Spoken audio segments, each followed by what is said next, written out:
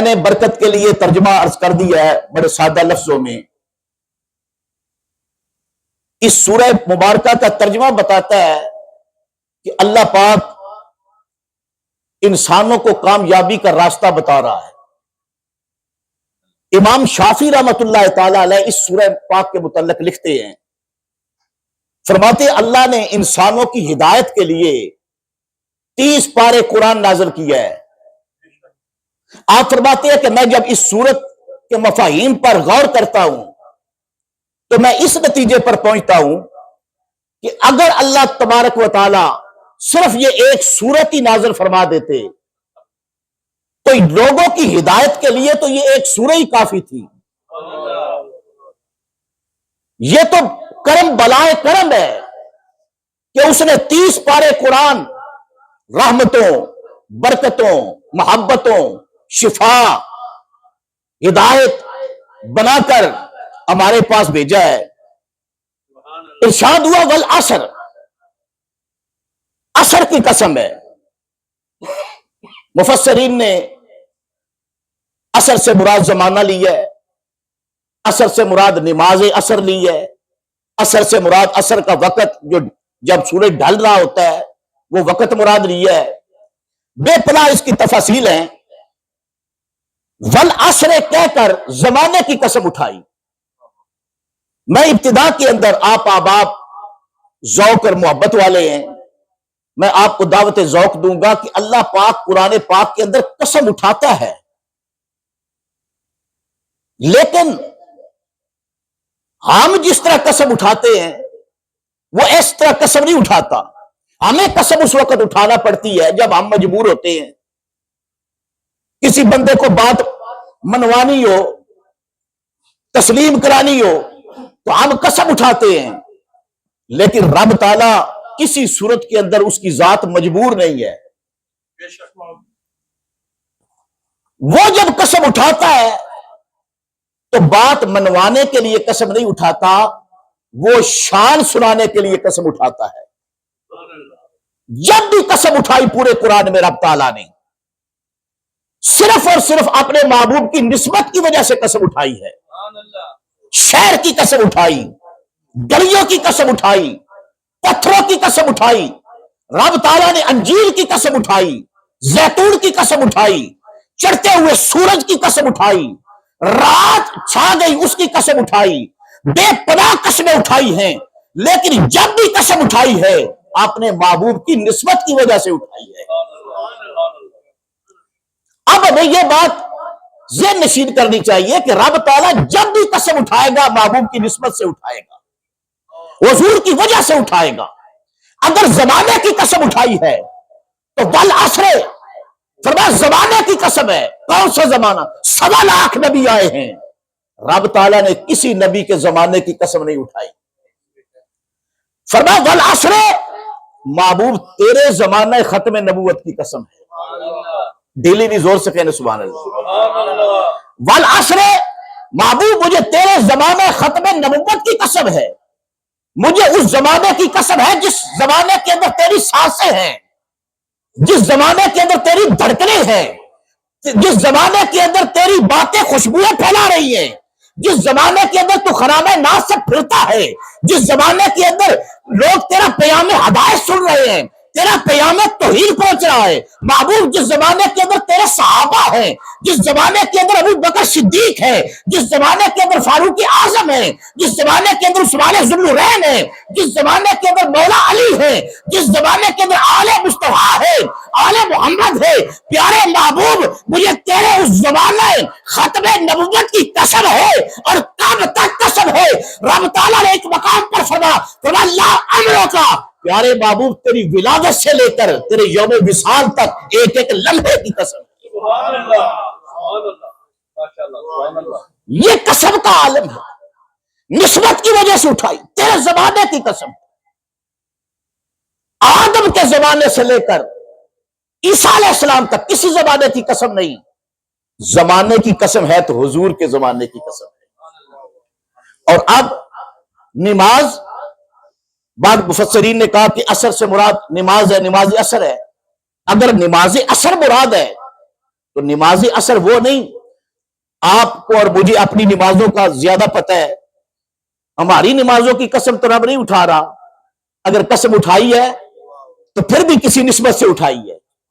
وہ کون سی نماز ہے جس کی قسم، جس اثر کی قسم حضور نے اٹھائی ہے؟ لکھا مفسرین نے، حضور سید عالم صلی اللہ تعالی علیہ وسلم میرے آقا، آپ نے ایک موقع پر نماز ادا کرنی ہے، مولا علی ساتھ ہیں، ان کی نماز، مولا علی نے نماز ادا کرنی ہے، حضور نے نماز پڑھ لی ہے، اور عالم یہ ہے کہ حضور مولا علی کی گود میں آرام فرما رہے ہیں۔ اس پر تو سبحان اللہ بھی اونچی بنتی ہے نا، کہ مولا علی کی گود ہے، گود کو بستر بنایا ہے، حضور اس بستر، مولا علی کی گود کو بستر بنا کر آرام فرما رہے ہیں۔ اور کیسا سما ہوگا جب میرے آقا مولا علی کی گود میں آرام فرما رہے تھے، اور یوں مولا علی حضور کے چہرہ اقدس کو ٹک ٹکی لگا کے دیکھ رہے تھے۔ دل بر کو بٹھا کر پیش نظر چہرے کی تلاوت ہوتی ہے، ہم رندوں کی محفل میں یہ رسم عبادت ہوتی ہے۔ کیسا سما ہوگا؟ وہ کسی نے سچ کہا تھا کہ زمین پر عرش اعظم کے نشان معلوم ہوتے تھے۔ منظر یہ ہے کہ زمین پر عرش اعظم کے نشان معلوم ہوتے تھے، علی کی گود میں، علی کی گود میں دونوں جہاں معلوم ہوتے تھے، علی کی گود میں دونوں جہاں معلوم ہوتے تھے۔ مولا علی حضور کے چہرے کو دیکھ رہے ہیں، سرکار کے چہرے کی تلاوت کر رہے ہیں۔ مولا علی کی نگاہ رسول اللہ کے چہرہ مبارک پر ہے۔ سورج سفر کرتے کرتے سورج غروب ہونے کے قریب آ گیا، جن کے اندر خیال آیا میں نے نماز پڑھنی ہے، حضور نے ادا کر لی ہے۔ ایک خیال آیا میں سرکار کو جگاؤں، لیکن دل نے کہا علی نماز تو قضا ہو جائے گی، لیکن تیری یہ محبتوں والی جو ادا ہے یہ کبھی پھر قضا نہیں ہوگی۔ کائنات کے اندر ایسا موقع کس کو ملا ہے کہ رسول اللہ جس کی گود کے اندر ہو اور حضور کا چہرہ وہ دیکھ رہا ہو؟ علی تیری سعادت ہی سعادت ہے، علی تیرا مقام ہی مقام ہے، یہ منظر دوبارہ زندگی میں ملے نہ ملے۔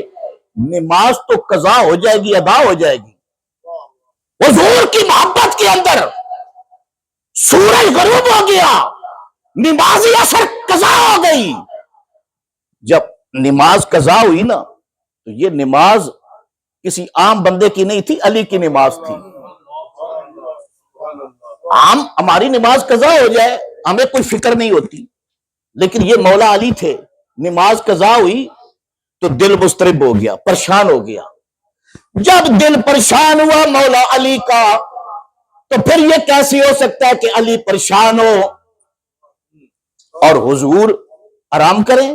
فوراً آنکھیں کھولی سرکار نے، مولا علی کی طرف دیکھ کر فرمایا علی تجھے پریشان دیکھ رہا ہوں، کیوں پریشان ہے؟ عرض کی یا رسول اللہ میری نماز قضا ہو گئی ہے، آپ کی محبت میں ہوئی ہے، آپ کی اطاعت میں ہوئی ہے، میری نماز قضا ہو گئی ہے۔ حضور نے فرمایا علی فکر کس بات کی ہے؟ علی فکر کیوں کرتا ہے؟ یہ بتا قضا پڑے گا یا ادا پڑے گا؟ میں علی تیری عظمت پر قربان جاؤں۔ مولا علی جانتے تھے کہ میرے ماننے والے دنیا میں بے شمار ہوں گے، اگر میری ایک قضا ہو گئی نا تو میرے ماننے والے تو پھر ادا ہی نہیں پڑیں گے، وہ تو ہو سکتا ہے ساری چھوڑ دیں اس ایک نماز کی اطاعت میں۔ کہا یا رسول اللہ میں نماز قضا نہیں پڑھنا چاہتا، ادا پڑھنا چاہتا ہوں۔ اب عالم کیا تھا، میرے آقا رحمت للعالمین نے اپنی انگلی مبارک اٹھائی لوگوں ڈوبا ہوا سورج ہے، سورج غروب ہو چکا ہے، سرکار نے اپنی شہادت والی انگلی اٹھائی، جو ہی سرکار نے انگلی اٹھائی سورج کو انگلی کا اشارہ کیا، ڈوبا ہوا سورج واپس پلٹ آیا۔ سورج ڈوبا ہوا، یوں حضور نے اب اندازہ لگایا تھوڑا سا اس مقام پر بھی حضور کی شان دیکھیں۔ قاضی ایاز مالکی رحمت اللہ علیہ نے کتاب الشفا کے اندر لکھا ہے، وہ فرماتے ہیں کہ جب سورج غروب ہوتا ہے نا تو اس وقت 70,000 فرشتے، اللہ نے ہر فرشتے کی کوئی نہ کوئی ڈیوٹی لگائی ہے، وہ ڈیوٹی پر مامور ہے، ہمارے عمل لکھنے پر کوئی مامور ہے، کوئی آسمان کو فرشتے اٹھائے ہوئے ہیں، کوئی زمین کو اٹھائے ہوئے ہیں۔ اسی طرح فرمایا سورج پر ڈیوٹی 70,000 فرشتوں کی ہے۔ جب سورج غروب ہو رہا ہوتا ہے 70,000 فرشتے سورج کو زنجیریں ڈال کر کھینچ رہے ہوتے ہیں۔ میں صدقے جاؤں میرے آقا رحمت للعالمین نے سورج کو جا کے پکڑا نہیں، ہاتھ نہیں لگایا، حضور نے انگلی کا اشارہ کیا، ایک انگلی کا۔ 70,000 فرشتے جس سورج کو کھینچ رہے تھے، سرکار کی ایک انگلی کا اشارہ ہوا، لوگوں 70,000 فرشتوں کی طاقت ایک طرف، میرے مصطفیٰ کی انگلی مبارک کی طاقت کا اشارہ ایک طرف۔ نعرہ تکبیر، نعرہ رسالت، نعرہ حیدری۔ امریکہ میں آ کر بھی آپ نعرے کا جواب آہستہ دیتے ہیں، بلند آواز سے بولنا چاہیے نا، اتنا سنجیدہ بھی بندے کو نہیں ہو جانا چاہیے۔ نعرہ تکبیر، نعرہ لگایا، دیکھیں بزرگوں نے کتنی محبت سے نعرہ لگایا ہے۔ نعرہ تکبیر، نعرہ رسالت، نعرہ رسالت، نعرہ حیدری۔ ہاں وجہ میرے آقا رحمت للعالمین نے اشارہ کیا، ڈوبا ہوا سورج حضور کی انگلی کے اشارے سے واپس آ رہا ہے۔ اعلیٰ حضرت فرماتے ہیں سورج الٹے پاؤں پلٹے، چاند اشارے سے ہو چاک، سورج الٹے پاؤں پلٹے، چاند اشارے سے ہو چاک، اندھے منکر دیکھ لے قدرت رسول اللہ کی۔ اشارہ کیا سرکار نے انگلی مبارک کا، سورج اس جگہ پر آ کر لا کھڑا کیا جہاں نماز عصر ادا ہوتی ہے۔ مولا علی نماز عصر ادا کر رہے ہیں، کائنات والوں نے دیکھا، رسول اللہ کی طاقت کو دیکھا، آپ کی طاقت ختم نبوت کو دیکھا، آپ کی انگلی مبارک کی طاقت کو دیکھا۔ لوگوں جس کی انگلی کی طاقت کا یہ عالم ہے، اس نبی کے پنجے کی شان کیا ہوگی، اس کے بازو کی قوت کا عالم کیا ہوگا۔ اشارہ کیا، اس مقام پر لا کر کھڑا کیا، سورج کھڑا ہو گیا، مولا علی نماز پڑھ رہے ہیں۔ اللہ پاک نے فرمایا والعصر، محبوب یہ تیرا معجزہ اس طرح کا کوئی تیرے جیسا معجزہ کوئی نہیں دکھا سکے گا، اور علی جیسی ایسی نماز کوئی نہیں پڑھ سکے گا۔ ایک قسم کے اندر پاک رسول کے معجزے کی بھی قسم اٹھائی، مولا علی کے سجدے کی بھی قسم اٹھائی۔ اے پیارے محبوب تیرے جیسا معجزہ کوئی نہیں دکھائے گا، علی جیسی نماز پڑھ کر کوئی نہیں دکھائے گا۔ کون ہے جب سورج غروب ہو جائے، سورج ڈوبا ہوا واپس آئے، وہ نماز پڑھے، یہ شان ہے تو مولا علی کی۔ والعصر، اس کی قسم اٹھائی، نماز کی بھی نسبت حضور کے ساتھ ہے۔ اور اب ذرا سنیے،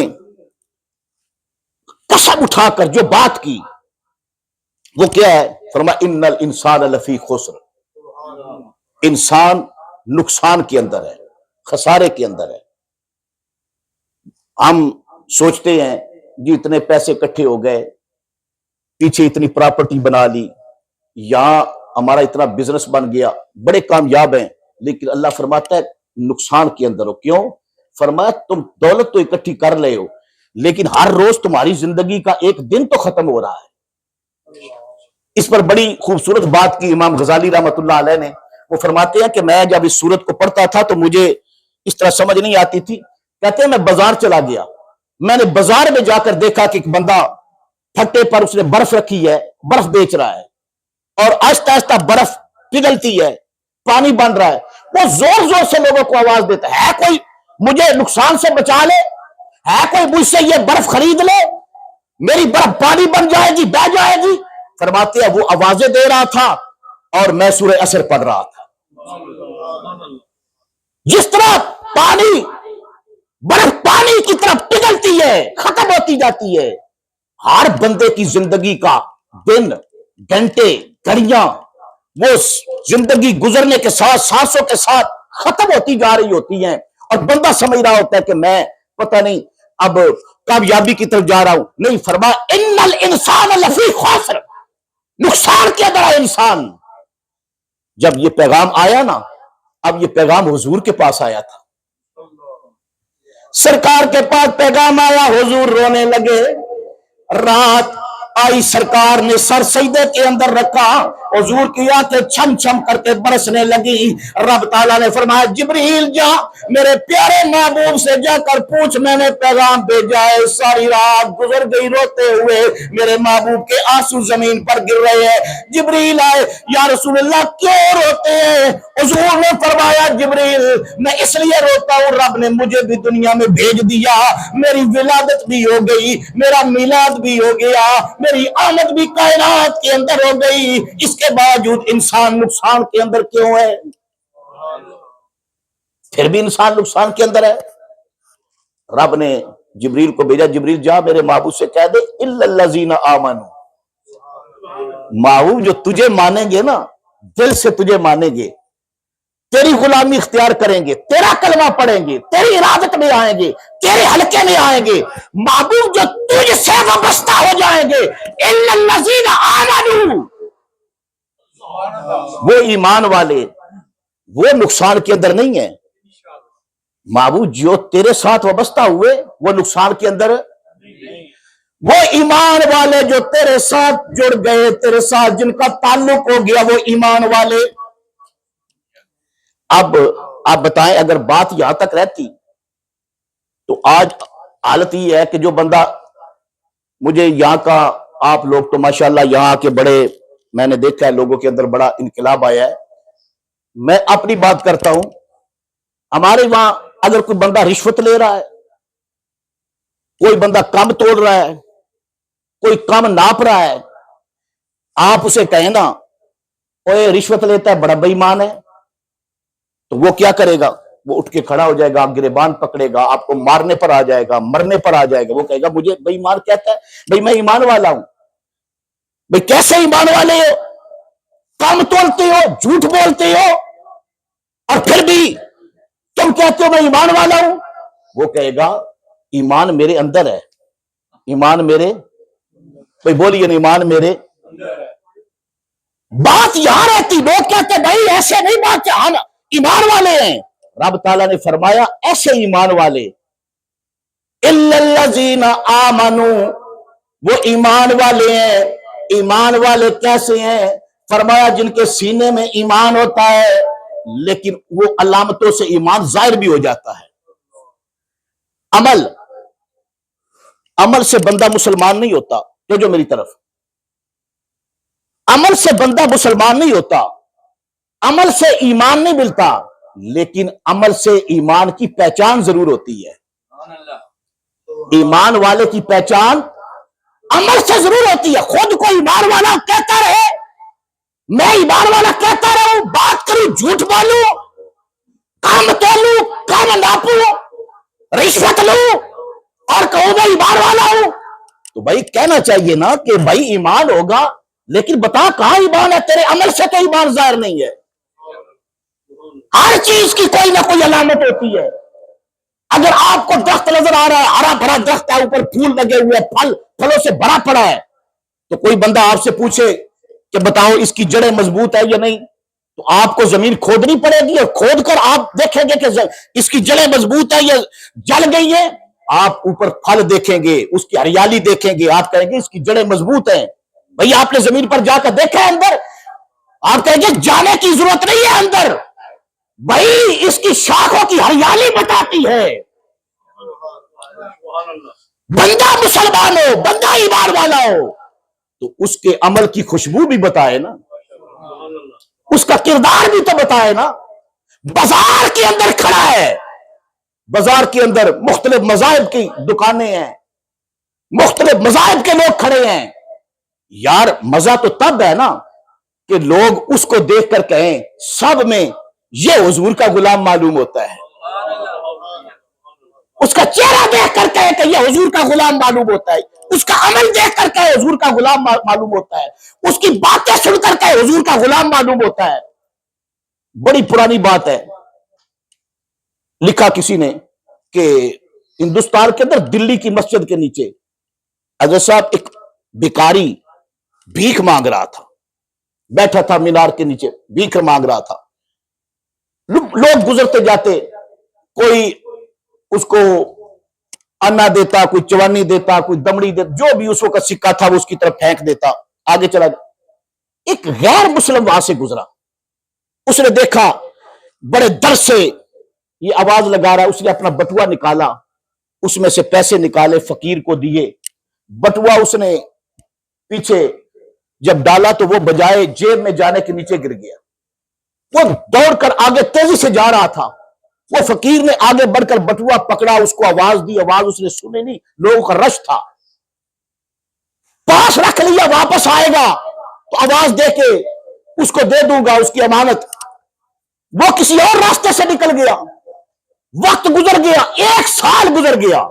یہ فقیر روزانہ آتا ہے، بھیک مانگتا ہے، سال گزر گیا. سال کے بعد وہ غیر مسلم پھر وہاں سے پر آیا اور وہ ان سیڑھیوں پر چڑھ رہا تھا، وہ اسی طرح بھیک مانگ رہا تھا. اس نے آتے ہوئے پہچان لیا، آواز دی، اب بابا رک جا. ہاں بھائی کیا بات ہے؟ اس نے کہا تیرا بٹوا 1 سال پہلے تو آیا تھا، یہاں سے گزرا تھا. ہاں گزرا تھا. تیرا بٹوا گر گیا تھا. اس نے کہا گرا تھا. اس نے کہا میں نے سنبھال کے رکھا ہے، یہ تیری امانت ہے. ڈیلی بھی زور سے کہنا سبحان اللہ، یہ تیری امانت ہے.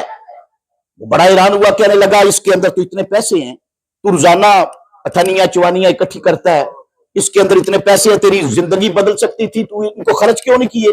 رکھ لیتا، تیرے پاس تھے، مجھے تو پتہ ہی نہیں تھا. اس نے کہا روزانہ خیال آتا تھا، افلاس غربت کی وجہ سے دل کرتا تھا، لیکن پھر مجھے ایک خیال اس بٹوے کی طرف دیکھنے نہیں دیتا تھا، وہ یہ تھا کہ قیامت کے دن 1.25 لاکھ نبی ہوں گے، ان میں اونچا منبر رسول اللہ کا ہوگا، عیسیٰ علیہ السلام بھی موجود ہوں گے، موسیٰ علیہ السلام بھی موجود ہوں گے، سارے نبی اور ان کی امتیں موجود ہوں گی. کہیں ایسا نہ ہو کہ کوئی اور جا کر کہے یا رسول اللہ آپ کے امتی نے میرے امتی کا بٹوا چرا لیا تھا. اللہ کی قسم یہ کہنا تھا.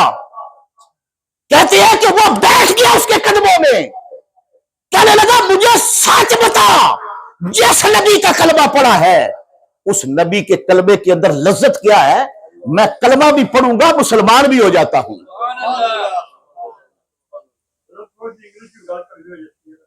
اچھا اب میں چونکہ مجھے انگلش نہیں آتی، وہ قاری صاحب ترجمہ کر دیں گے، اگلے جمعے اس کی ٹرانسلیشن پہنچ جائے گی. حضرات توجہ، تو میں یاد کر کے انگلش آؤں گا، میں پہلی مرتبہ آیا ہوں. حضرات توجہ، تو کہنے لگا میں اس لیے کہ میرے حضور وہاں موجود ہوں گے 1.25 لاکھ نبیوں کے اندر، کوئی یہ نہ کہہ دے آقا آپ کا امتی. میں سچ کہتا ہوں حضور کی محبت یہ محبت ہے، اس کو محبت کہتے ہیں. اس کے علاوہ اگر محبت کوئی بندہ کہتا ہے محبت ہے تو وہ دعویٰ ہے. محبت عمل سے بنتی ہے، اور ضروری نہیں کہ محبت کے لیے بندہ بہت بڑا مولوی ہو تو محبت کرے گا. آپ سارے حضور سے محبت کرتے ہیں. گارڈن کالج راولپنڈی کا جو پرنسپل تھا نا وہ برطانیہ کا تھا، تو وہ جب ریٹائرڈ ہو کر واپس برطانیہ آئے تو لوگوں نے، اس کے دوستوں نے ایک مرتبہ محفل، بڑی محفل میں اس سے پوچھا کہ تو مسلمانوں کے ملک کے اندر پاکستان میں رہا ہے، وہاں بڑے بڑے مسلمان ہیں، ان کے ساتھ تیری میٹنگ بھی چلتی رہی، تیری باتیں بھی ہوتی رہی، کسی بات سے تو متاثر بھی ہوا ہے؟ کسی بات نے تجھے متاثر کیا ہے کسی شخص نے؟ وہ کہنے لگا ایک فقیر نے کیا ہے. وہ کون تھا؟ وہ کہنے لگا صبح کا وقت تھا، میں اپنے گھر سے نکلا، میں اپنے گھر سے کالج جانے کے لیے نکلا، جو ہی میں گھر سے نکلا میرے پیچھے ایک فقیر میں نے دیکھا گلی کے اندر گدا کر رہا ہے، مانگ رہا ہے۔ اس نے مجھ سے بھی سوال کیا، میں نے اس کی طرف پلٹ کر نہیں دیکھا، وہ تیزی کے ساتھ میرے پیچھے آیا، اس کو معلوم ہوا میں مسلمان نہیں، میں عیسائی ہوں۔ اس نے آواز بلند کی، مجھے کہنے لگا اللہ کے نام پر دے جاؤ، یسوع مسیح کے نام پر دے جاؤ، تو اس سے سوال کرتا ہوں اپنے نبی کے نام پر دے دے، یسوع مسیح کے نام پر دے دے۔ کہتا ہے میں نے قدم تیز کیے، وہ بھی قدم تیز کرتا تھا، میں گلی کا موڑ مڑا، اس نے بھی گلی کا موڑ مڑا، میں نے جب دیکھا یہ پیچھا نہیں چھوڑتا، میں فوراً پلٹا، اس کی طرف دیکھ کر غضبناک ہو کر میں بولا، میں نے کہا یسوع مسیح کے نام کا مانگتا ہے، میں تجھ سے محمد کے نام کا سوال کرتا ہوں، مجھے دے۔ وہ کہتا ہے میں حیران ہو گیا جب میں نے کہا نا تو محمد کے نام کا دے۔ اس نے جلدی جلدی وہ جتنی ریزکاری اکٹھی کی تھی نا، وہ برتن کے اندر جلدی جلدی میرے قدموں میں پھینکی، وہ اپنی ابا اتاری، اس کے اندر جو کچھ تھا وہ نکالنے لگا، میرے قدموں کے اندر ڈال کر رو رہا ہے اور کہہ رہا ہے تجھے اللہ کا واسطہ، اپنے نبی کا واسطہ، یہ جو میں نے دیا قبول کر لے، واپس نہ کرنا۔ وہ کہتا ہے مجھے اس بات نے حیران کیا کہ اپنے نبی کے ساتھ کتنے ان کی کمٹ کتنی مضبوط ہے۔ میرے بھائیوں اس ملک کے اندر بھی آپ جا بھی لیتے ہیں، بعض بندے کہتے ہیں نا یہ دیار غیر ہے، میں کہتا ہوں دیار غیر نہیں ہے۔ وہ اقبال نے کہا تھا نا چین و عرب ہمارا، ہندوستان ہمارا، مسلم ہے ہم جہاں میں سارا جہاں ہمارا۔ یہ اللہ کی زمین میرے نبی کے قدموں کے صدقے پاک ہے۔ میلاد والے نبی نے کہا تھا میں نے جب زمین پر قدم رکھا جعلت لی الارض مسجدا وطہورا، اللہ نے شرق سے لے کر غرب تک، شمال سے لے کر جنوب تک، اوپر سے لے کر نیچے تک زمین کی جڑوں کو بھی پاک کر دیا ہے۔ ضروری نہیں کہ پاکستان میں ہو تو آپ نماز اگر باہر نماز کا وقت آ جائے وہاں پر پڑھیں، بھائی یہاں پر بھی اگر مسجد قریب نہیں ہے، سینٹر قریب نہیں ہے، جہاں پر نماز کا وقت آیا آپ وہاں پر نماز پڑھے، قبول ہو جائے گی، نماز ہو جائے گی۔ کیوں ہو جائے گی؟ حضور فرماتے ہیں میرے قدموں کی وجہ سے اللہ نے زمین کو پاک کر دیا ہے۔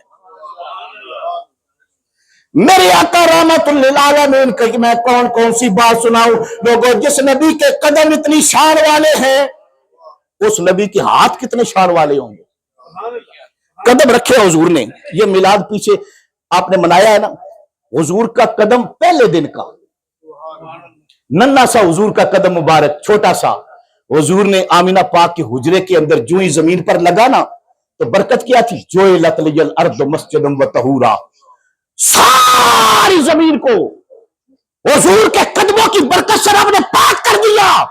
اور بابا جس نبی کے قدم اتنی شان والے ہیں اس نبی کے ہاتھ کتنی شان والے ہوں گے۔ زمین کو قدموں سے پاک کیا، ابو بکر صدیق کو ہاتھوں میں لے کر پاک کیا، عمر فاروق کو ہاتھوں میں لے کر پاک کیا، عثمان ذوالنورین کو ہاتھوں میں لے کر پاک کیا، اور بابا 1,40,000 سے زیادہ صحابہ۔ ان کا مقام کیوں بلند ہے؟ اس لیے بلند ہے حضور نے ان کو اپنے ہاتھوں میں لے کر پاک کیا ہے۔ لوگوں جن کو نبی نے ہاتھوں میں لے کر پاک کیا ان کی یہ شان ہے، جن کو قدموں سے پاک کیا ان کا یہ مقام ہے۔